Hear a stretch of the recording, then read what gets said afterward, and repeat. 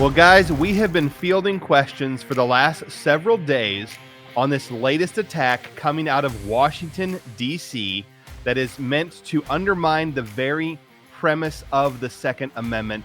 Aaron, what is going on with S3589? Yeah, it's getting a lot of attention right now on social media, which is a good thing. Some call it the militia bill. Some call it the FU bill. There's lots of different ways to describe this. But in a nutshell, this bill would end any training with AR-15s or similar firearms in groups of 3 or more. And they literally are making it a crime, a felony crime, for you to take 3 of your friends out to the range and go and practice with an AR-15 or similar firearm. And you might say that's impossible. I don't possibly believe that. Well, guys, we have the screenshots here in this video. We're going to show it to you right now. We're going to begin here on the first page. Again, this is S3589. I believe, Alex, it has no co-sponsors yet. It's a brand new threat. Brand new bill. Yeah, brand new bill in D.C. It's just beginning to pick up steam right now. And what's amazing right off the bat is the title right here, Preventing Private Paramilitary Activity in 2024. So this is what all tyrants have done throughout history, right? They see anybody who disagrees with them politically, who happens to have a firearm, to be a threat that needs to be extinguished. And so now the label is you're engaged in paramilitary activity if you're shooting an AR-15 or similar firearm with 3 or more of your friends. So right off the bat, just realize that we're in a different era now. You know, we're in a different era where our federal government looks at gun owners as active threats that need to be dealt with. It's not just like, well, you shouldn't have this, you shouldn't have that. They've dispensed with all the small ball stuff, and their goal here is to absolutely disarm every single one of us. In the meantime, they're very content to say you simply cannot train with your firearm. This is the heart and soul of the bill right here on page 2. Again, this is S3589. I have the key sections in red. It makes it a crime to, as you can see right there, to drill or engage in techniques capable of causing bodily injury or death. I don't know about you, Alex. You shoot a lot. You shoot a lot of ARs. Uh-huh. I don't shoot an AR unless I'm trying to get better at using it. Exactly. The whole idea that somehow using your AR to get better at defending yourself, well, that's the whole freaking point. And so they make that literally the crime. If you're training with your firearm, drilling, you're a criminal. Section 5 down below, any training to engage in activity described above. So again, any efforts to publicly, that says patrol, drill, or engage in techniques capable of causing bodily injury or death. Again, that's what firearms are for. It's to stop criminals. It's to stop tyrants. They're not squirt guns. Exactly. And so this bill makes you a criminal for using this firearm in a practice situation. Let's keep on going here. You're also a criminal if you travel across, as you can see towards the bottom, if you travel across state lines or national border to receive training. This is particularly insulting as Americans because, unfortunately, 12 states have now passed an assault weapons ban. Heavy sarcasm intended. So if you're a gun owner in New York State, it's very common to go to Pennsylvania to get training.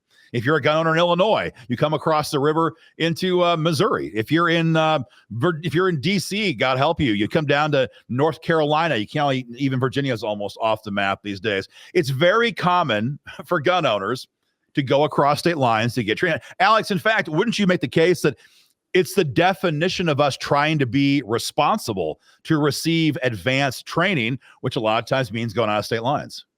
Exactly. And we got to go back to that point, guys. Don't miss this, okay? That they are trying in every way they can to ban AR-15s. $1,000 tax on AR-15s if your state won't ban it. They're universal background checks, everything they can to take away the guns.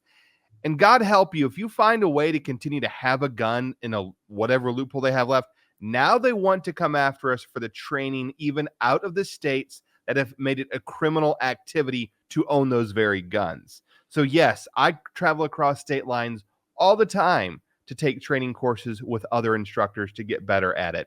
And so please understand, this The mentality switch in DC is just completely ramped up to the highest level. And this is an attack like you couldn't have imagined 15 years ago.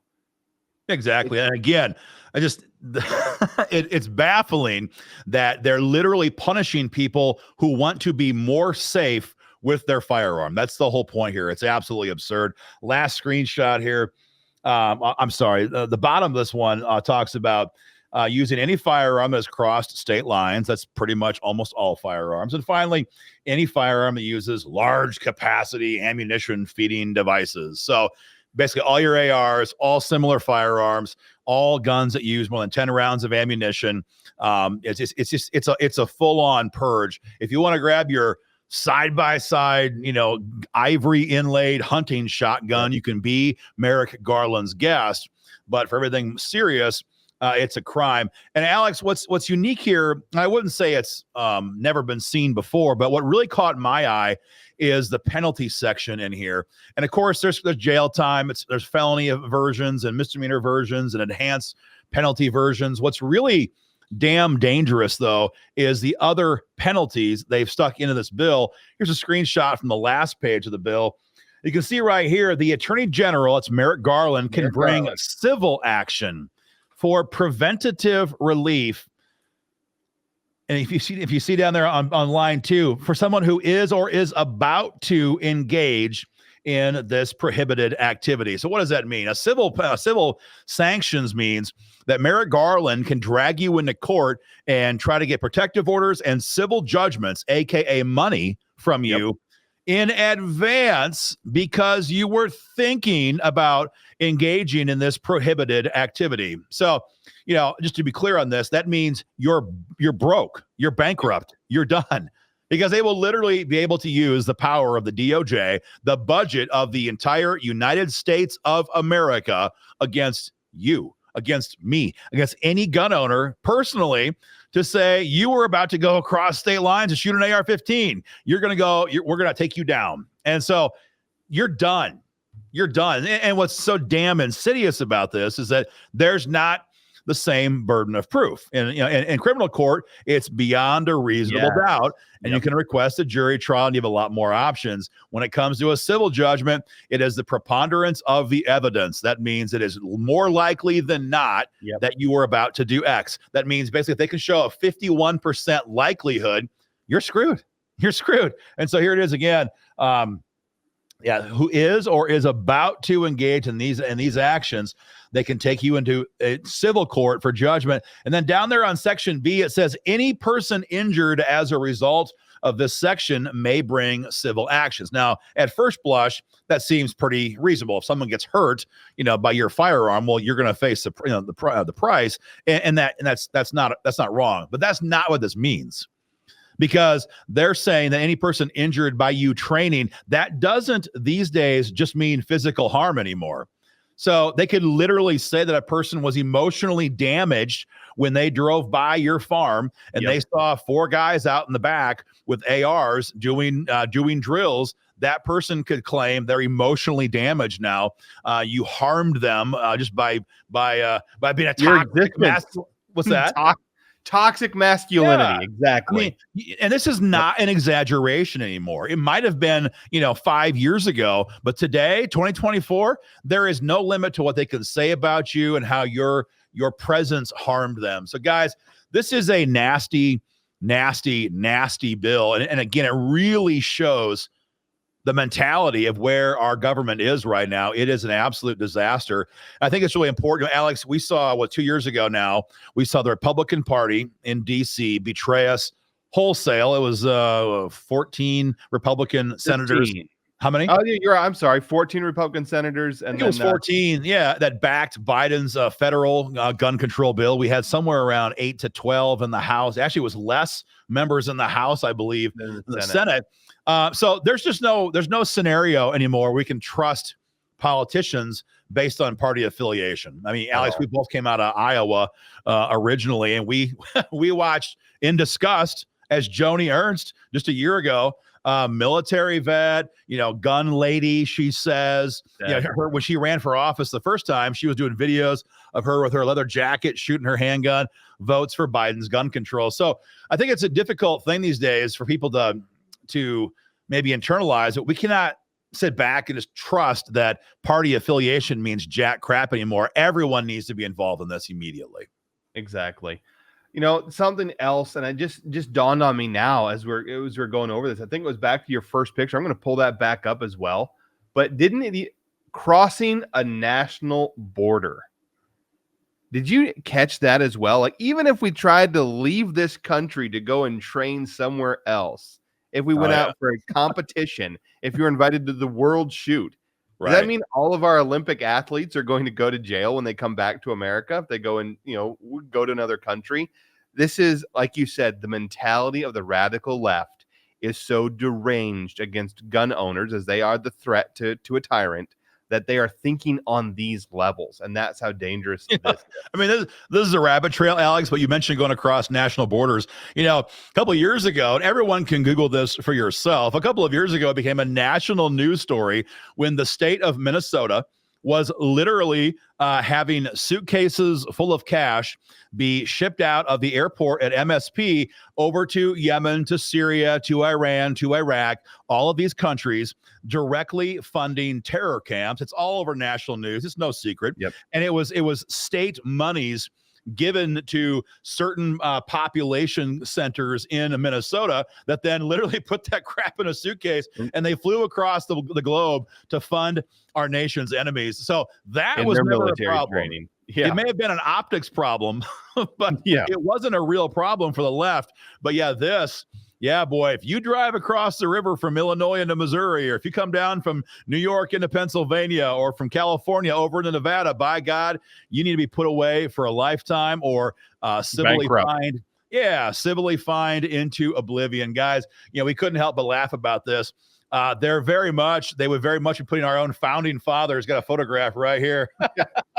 I mean, this is what they want to avoid. They want to avoid American citizens training to defend themselves. This is the history of our country, and they know that.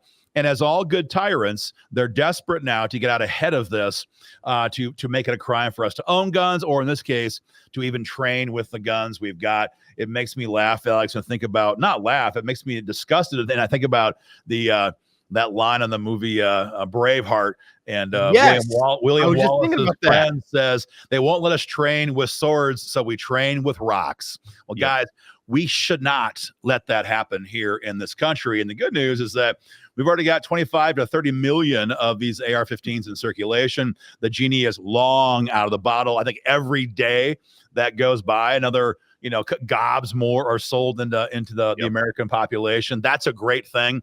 Keep it up. Buy more of these. Train with them. And again, though, in the meantime, take political action as well.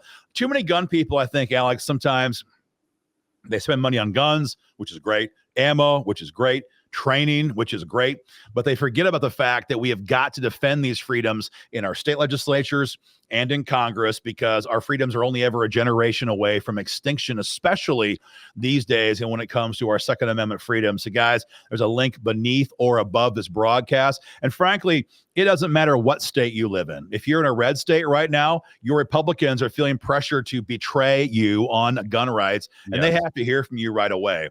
If you're in a blue state, they're mostly all commies. They like to vote for this. However, it is an election year, and there are a lot of Democrats, we're being told on Capitol Hill right now from our sources, who are getting kind of concerned that Biden's harebrained agenda on guns may cost them dearly. In fact, there's a scenario where they actually lose the Senate in November. And so the more pressure we can put on Democrats in blue states, they're not ever going to change their mind and become pro-gun. Alex, you're in Georgia. You're not going to get Raphael Warnock or John Assoff to, and that was an intentional slip of the tongue. You're not going to get them to vote pro-gun, but we don't have to get them to vote pro-gun.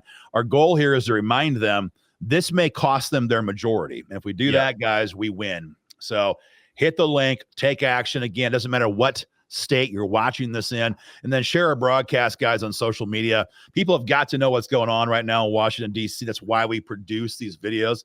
Help us get the word out, guys. If you can donate. Either way, Get involved in this fight, share our content, and we'll keep you guys informed. Stay free.